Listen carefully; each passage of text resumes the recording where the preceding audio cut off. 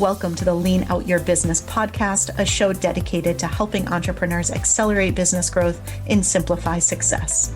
I'm your host, Krista Grasso, and I've been working with businesses for more than 2 decades to help them lean out and optimize what's working while eliminating anything that's not adding value. So if you are ready to get more time back in your day, more profit in your business, and to do business differently, growing and scaling on your terms, let's dive into today's episode.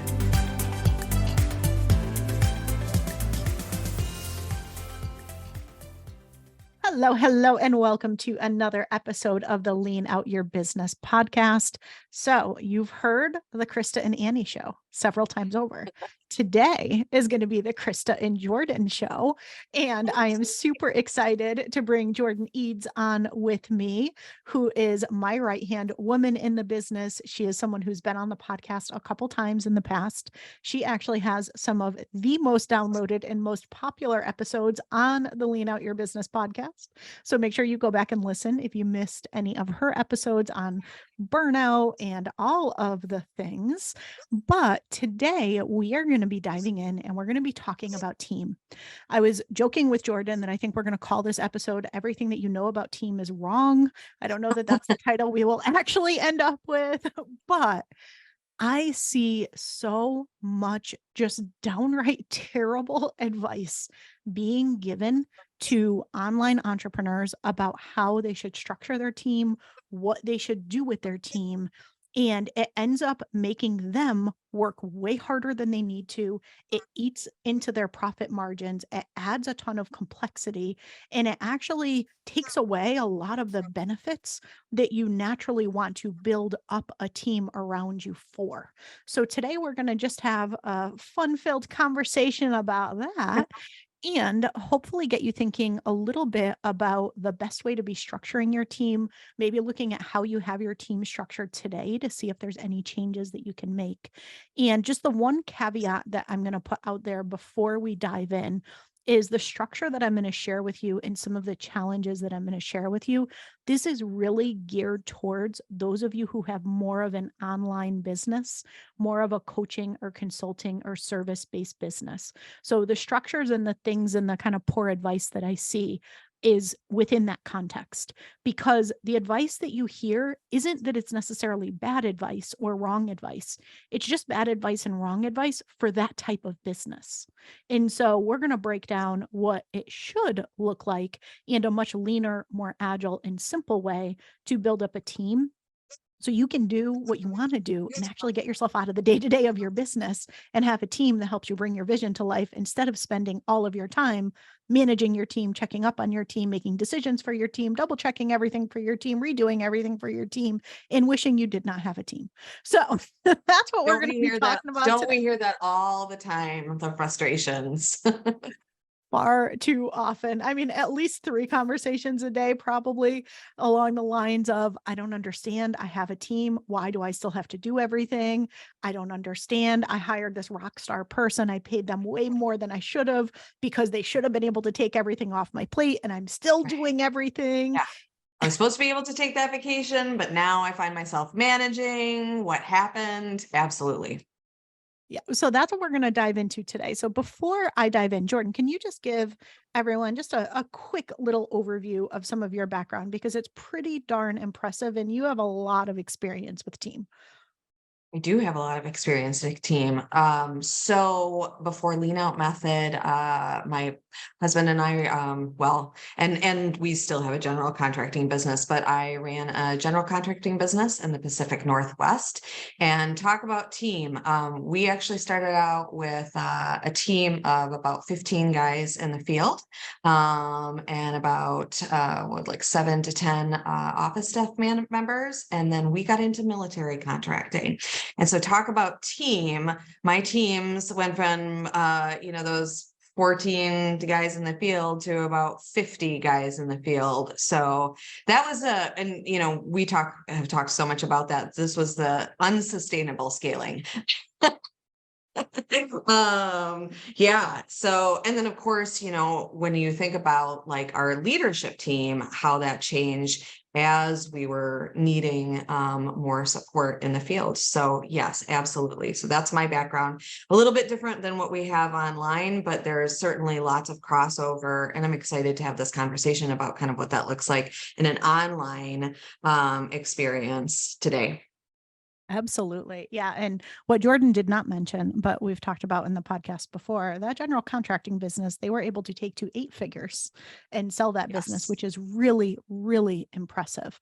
And there were certainly some side effects of that, which Jordan talks about in her prior episode, but really impressive to be able to do that and to learn and scale not only the business, but the team, your own leadership, leaders within your team. It's something that a lot of business owners don't experience or get the opportunity to experience. So I love that you're able to bring that level of experience to the work that we do with our clients. Yeah, absolutely. And it's been both, like a pleasure, sometimes, a burden and, an honor to be able to experience that in my career and then to be able to talk about it and educate and share with others. Absolutely. And so I'll give you a little bit of background on my team experience as well, because it's going to set some of the context for a few of the things that I want to share in today's episode. So I started leading my very first business back in the 90s, and I led 2 coffee shops. One was called the Java Bar and one was called the Grind. The Grind was the very first ever drive-through coffee shop in the state of Connecticut. It was one of those old photo booths that we converted into a drive-through on Route 7 in New Milford for anyone who's familiar with Connecticut. So my first foray into team leadership was at the ripe old age of 16, where I had complete and total ownership over these 2 businesses, had to hire, had to fire, had to cover staffing, had to figure all of that out. Then fast forward a few years, getting a degree, getting my very first consulting job coming out of college, and I stepped into more project management. So I started learning, how do you manage people and get things done when they don't report to you, when you don't have actual HR management over the people, but you still need to motivate them and inspire them to meet their commitments and get things done. And there's really big consequences when they don't, especially in the type of industries that I was working in. Then I went on to be an actual manager, and I've had small co-located teams where we were all in the same office together. I've had big, huge global distributed teams. At one point, I had over 200 project managers reporting to me when I ran a global PMO with PMOs in 6 different countries. And so you name it, I've had all sorts of different shapes and sizes of team, everything from small local in-person teams to distributed all over the world, all over different time zone types of teams at different levels.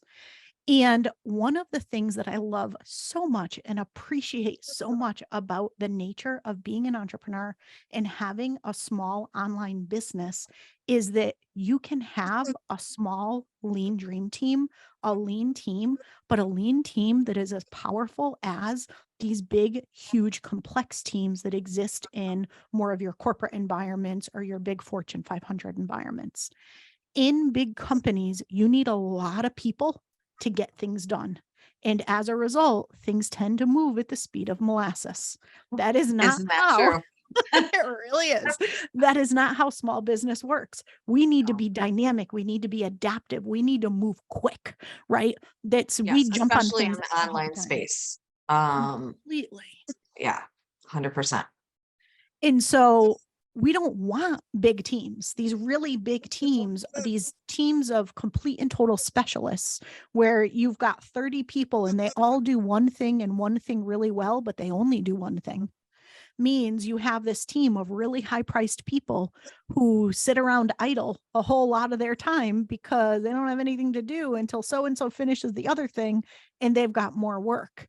And Right. I see teams being built in that way. I see people acquiring these large teams of these really deep specialists and doing so where they're overpaying for people and they aren't really getting the pure value because, well, that specialist is probably amazing and we all wish we had a team of all specialists.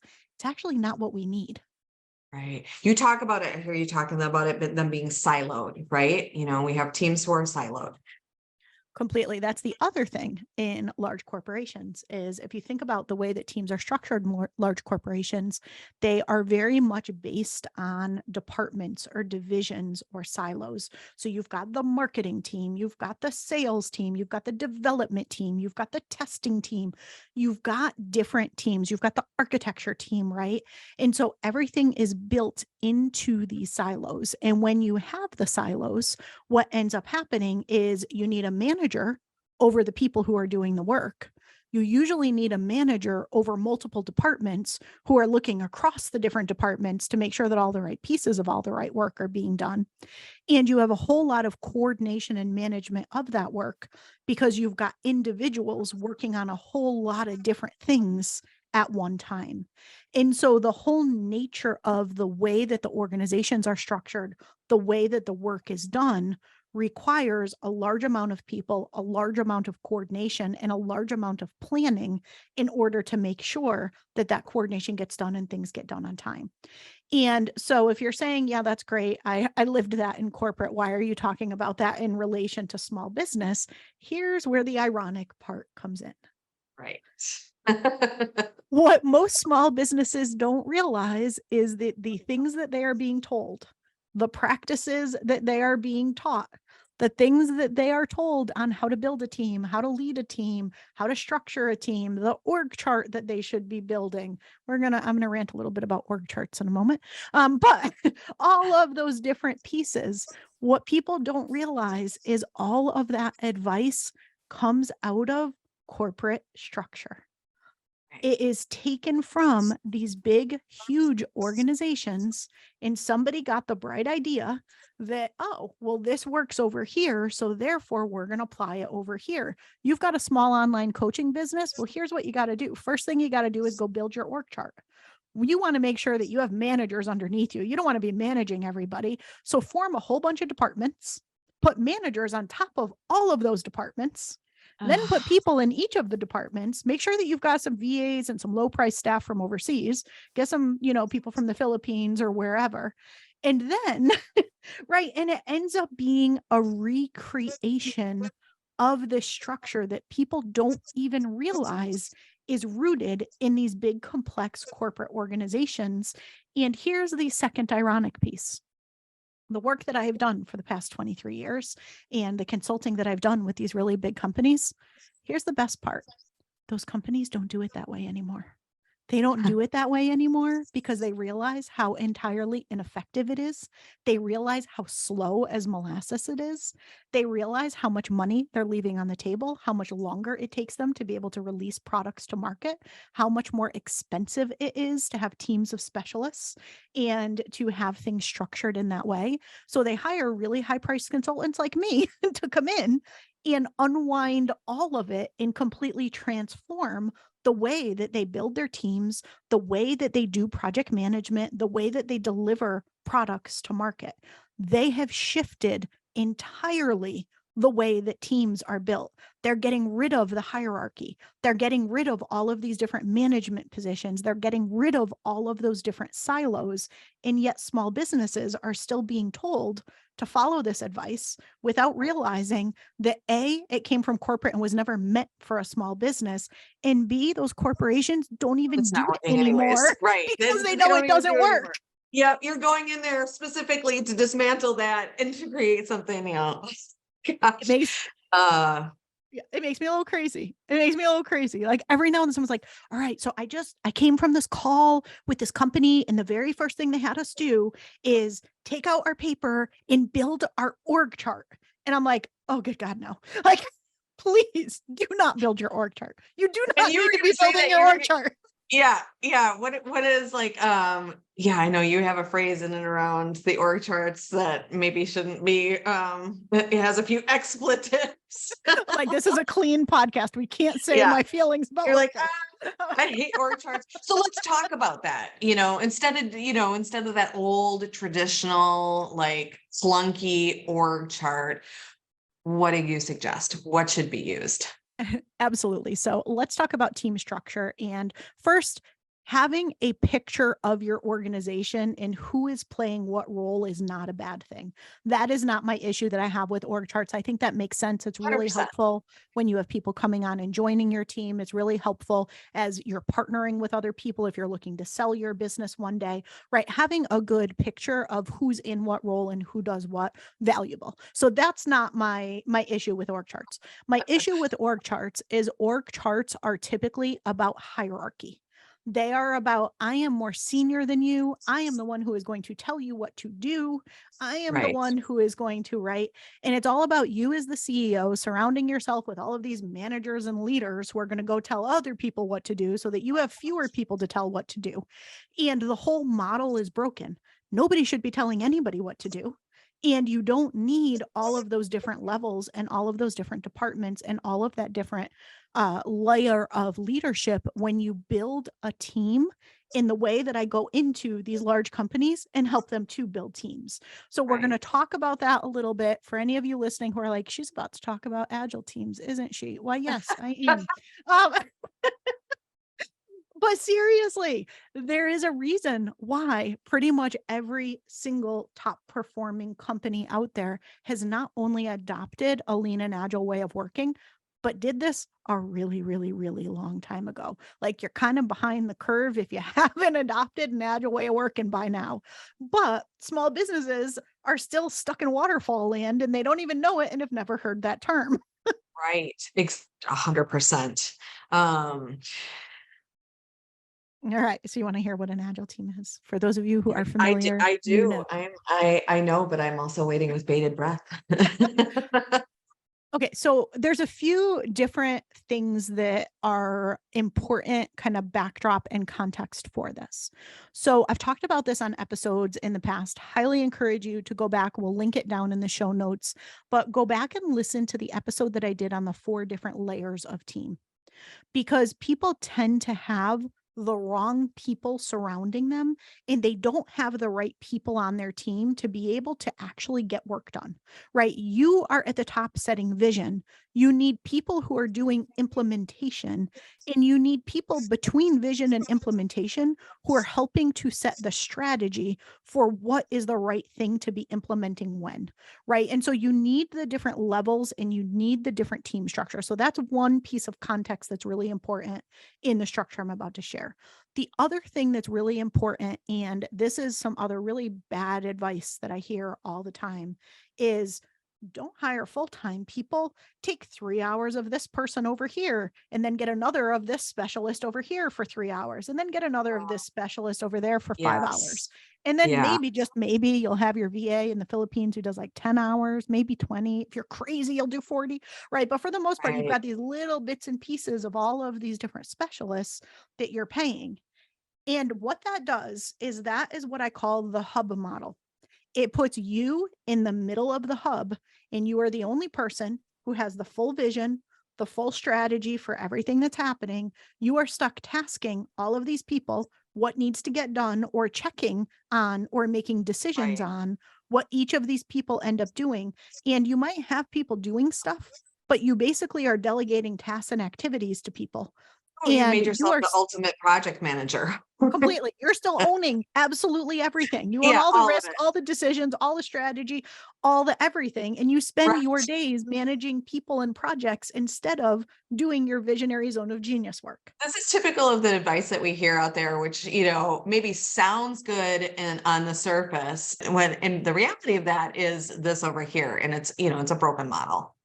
Completely and entirely. So, those are 2 kind of pieces of context. One, you want to make sure you have the right levels in place on your team so that you have people who can actually roll up their sleeves and get stuff done.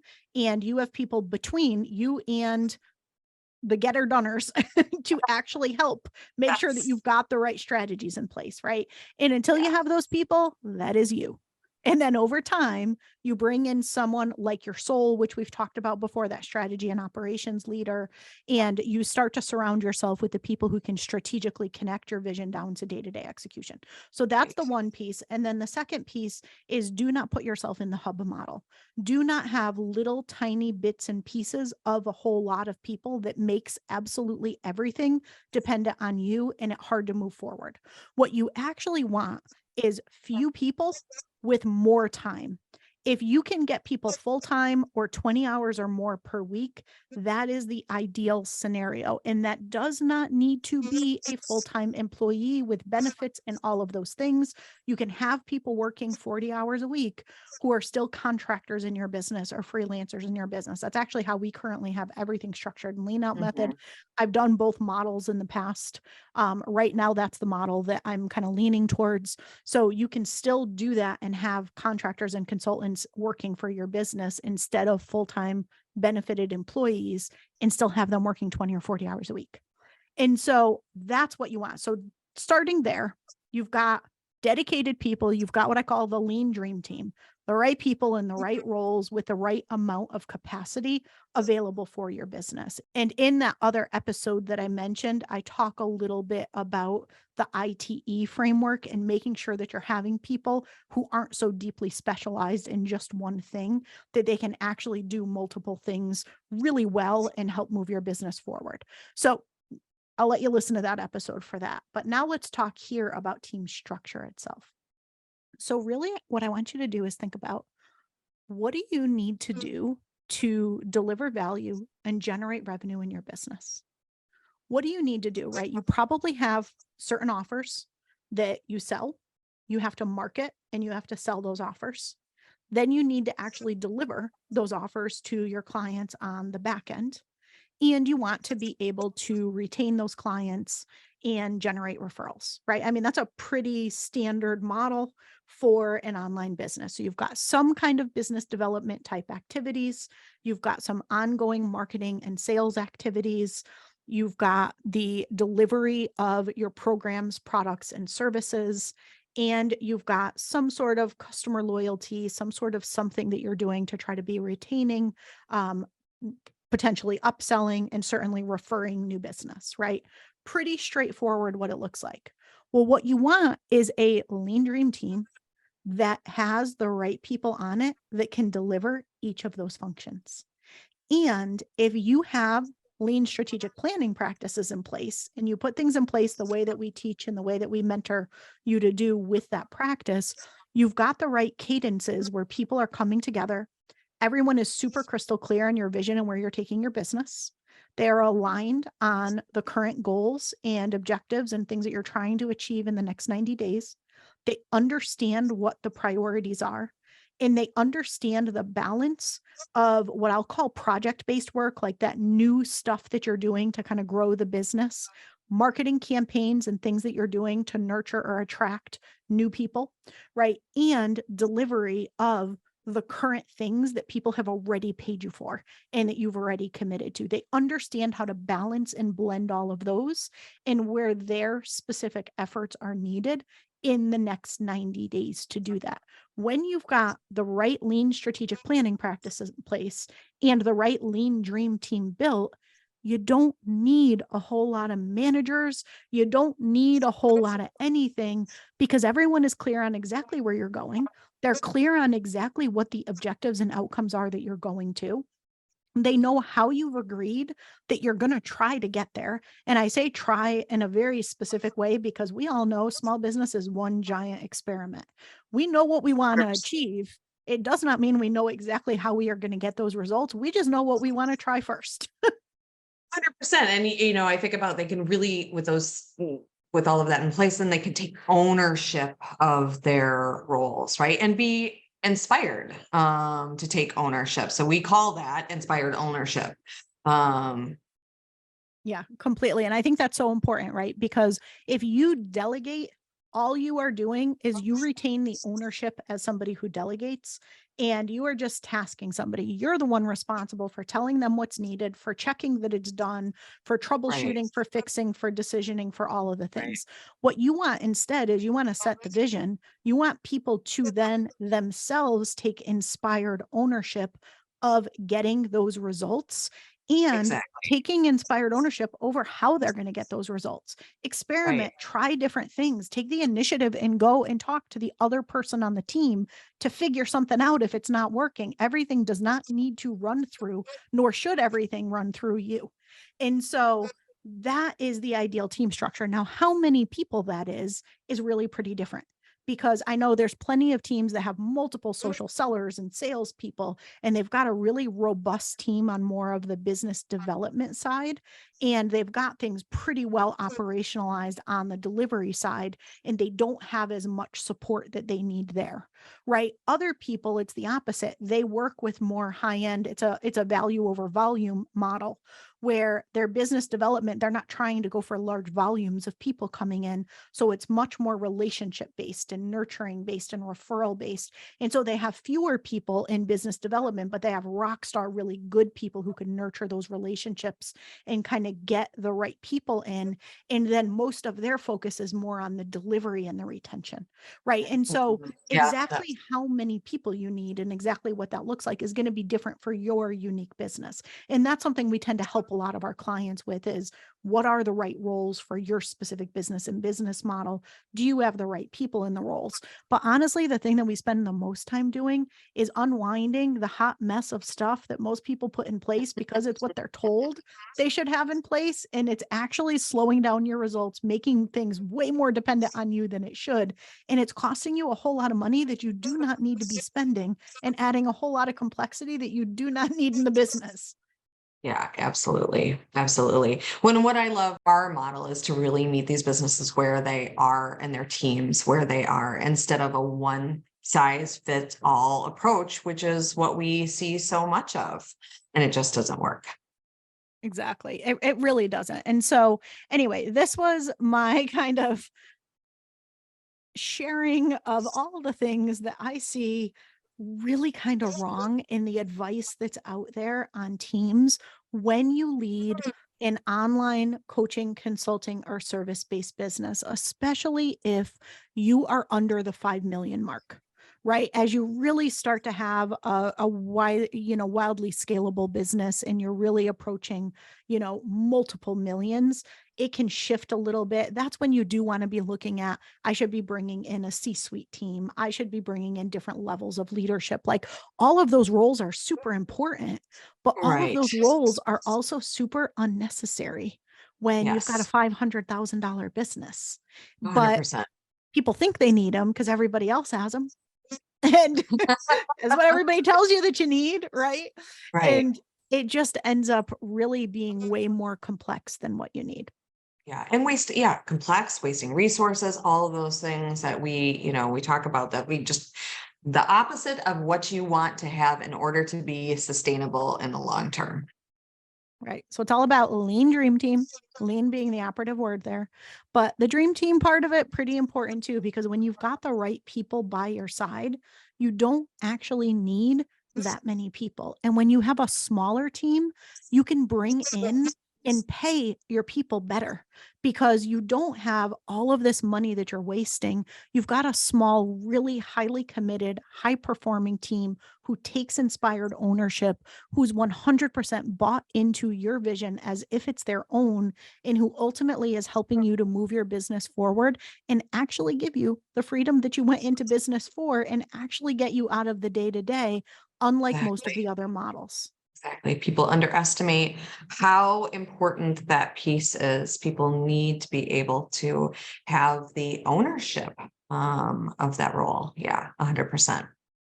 Absolutely. So thank you for tuning in this week. As always, Jordan, thank you for joining me. I hope you loved the Kristen Jordan show. This will not be the last time that Jordan's back with me here for our conversations. Yeah, But absolutely. yeah, if you would like any help with your team, with your business operations, as always, just put time on our calendar. If you go to scalingstrategycall.com, you have the option of putting time on my calendar or Jordan's calendar. Pick one. We're here for you. But that being said, if you want to dive into your team or any other aspect that is going to help you get your time back, get your life back, help you scale your business, we are here for you. We'd love to chat. And with that, we will see you again next week. Bye, everyone.